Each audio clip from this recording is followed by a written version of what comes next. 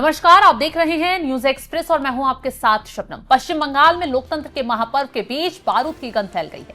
पहले चरण में 10 जगहों पर खूनी संघर्ष, बीजेपी नेताओं पर हमला और बूथ लूटने की कोशिश। ये तो सिर्फ ट्रेलर था, असली खौफनाक मंजर तो दूसरे चरण की तैयारी के बीच सामने आया है। एक खाली घर और उसके भीतर रखा मौत का वो जखीरा जिसे देखकर जांच एजेंसियों के भी होश उड़ गए। भांगर के शानपुकुर इलाके में आखिर कौन रच रहा था दूसरे चरण को लहूलुहान करने की साजिश? क्या तृणमूल कांग्रेस के कार्यकर्ताओं के घर में रखा बमों का ढेर किसी बड़े गेम प्लान का हिस्सा था? जैसे ही ये खबर हेडलाइंस बनी, चर्चाओं में आई, सियासी गलियारों में भूचाल ही मच गया।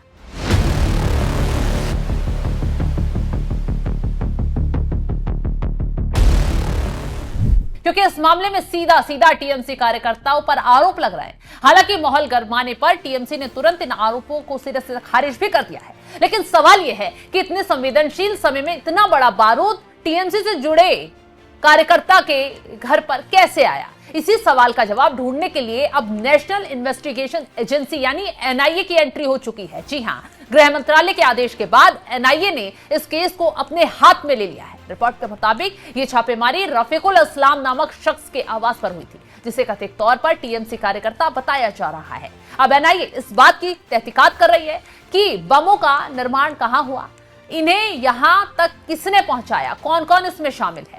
और सबसे अहम सवाल यह है कि इन बमों का इस्तेमाल 29 अप्रैल को दूसरे चरण की वोटिंग के दौरान कहां किया जाना था? क्या ये बम बूथ कैप्चरिंग के लिए थे या फिर मतदाताओं को डराने धमकाने के लिए? खैर, इस बारूद की बरामदगी ने चुनाव आयोग के सब्र के बांध को भी तोड़ दिया है। न सिर्फ गृह मंत्रालय एक्शन में आ गया है, बल्कि चुनाव आयोग ने इस मामले को बेहद गंभीरता से लेते हुए कोलकाता पुलिस कमिश्नर को सीधे और सख्त आदेश जारी कर दिए हैं। आयोग का संदेश शीशे की तरह साफ है। अगर किसी भी डीसीपी, एसपी या थाने की ओसी, आईसी के अधिकार क्षेत्र में इस तरह का विस्फोटक मिलता है या कोई दबंग मतदाताओं को धमकी देता पाया जाता है, तो संबंधित पुलिस अधिकारी को अभूतपूर्व परिणामों का सामना करना पड़ेगा।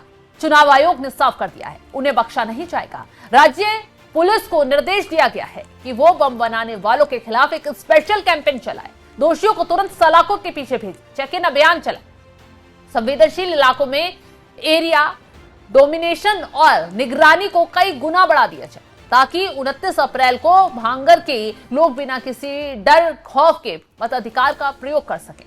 बंगाल में लोकतंत्र और बारूद की इस जंग का असली नतीजा 4 मई को खैर तो सामने आएगा, लेकिन फिलहाल एनआईए की ये जांच इस अवैध नेटवर्क की जड़ें खोदने में जुटी हुई है। पता लगाया जा रहा है आखिर टीएमसी के लोग इस बमों का इस्तेमाल कहां करने वाले थे, कि इसका कनेक्शन और किन किन लोगों से है, मकसद क्या था, क्या बूथ कैप्चरिंग की कोशिश बम धमाकों के जरिए की जा रही थी, निशाने पर क्या सीआरपीएफ थी या फिर कौन था? इसको लेकर एनआईए अब सख्ती से जांच पड़ताल कर रही है। फिलहाल इस खबर को लेकर आप क्या कुछ राय रखते हैं, कमेंट बॉक्स में जरूर बताइएगा और तमाम बड़ी खबरों की अपडेट के लिए आप हमारे साथ जुड़े रहें। नमस्कार।